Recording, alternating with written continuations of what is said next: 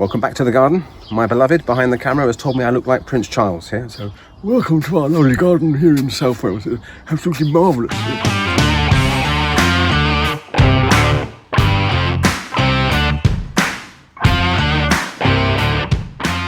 So we're looking at tulip bulbs. Now you may recall from a previous video we were talking about deadheading our tulips. This is probably a month or two ago.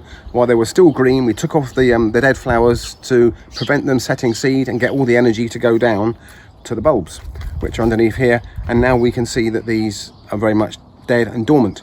So the trick now, if you want to keep tulips to come back the following year, is to allow them to go dormant, to go dry over the summer in their natural habitat, in kind of very sandy, crumbly, dry soils. Often in the Mediterranean or the Middle East, they would have very dry spells during the summer.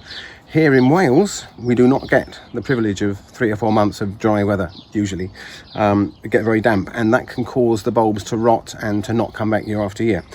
So in these pots, what we're going to do, now that we've let them die back, we're going to put that complete pot up into the garage, so they won't get any rain, they'll completely dry out, and then we'll bring them back out again. I might even invite you along when we bring them back out, and we can see how they fare by the autumn. They need to be planted back out or put back out into the normal weather conditions by kind of October, November, something like that. So that's the easy one. But we also had some beautiful ballerina tulip bulbs. I might just take a picture in now of those ballerinas here in the spring, a couple of months ago. Now you can see the dead stems there, and you can see that we've got a viola, which, although it's quite pretty still, I do love these little violas, it's almost finished. So we're going to rip out the viola, rip out the tulip bulbs, and replant this pot for the summer. And then those tulip bulbs, I'm going to put them in my special tulip bulb collecting tray, and put those up in the garage so they remain nice and dry. So let's have a look here. Let's get some action.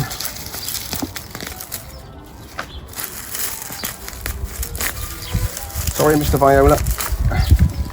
We put that viola in back in about October last year, wasn't it, when we picked up those violas. So they've been in flower for us on and off through the winter, and then all the way through the spring, from March through till now really. So we've had a good kind of 9 months out of them. Oh, there's our first tulip bulb. Can you see that?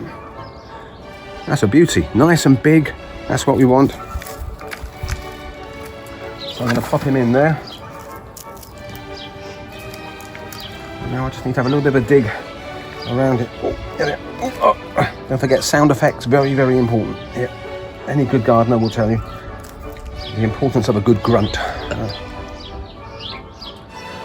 Okay, I'm going to give my camera lady a break for a minute, so I'm going to carry on doing this, and I'll show you what we've done in a couple of minutes.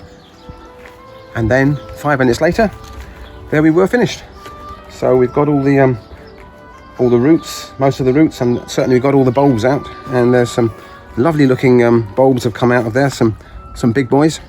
So we're going to put them to have a kit for the summer in the garage, and then we'll revisit those in the autumn. And now I'm going to replant our pot for the summer, and I can be confident I can water it and feed it and not be damaging any bulbs that are underneath there, so we can enjoy something else, probably a geranium in there for the summer. It's as easy as that. Any comments, any questions, any compliments, maybe even any criticisms, we'd love to hear them via the YouTube comment section. I've been told I've got to ask you to subscribe, I tell you.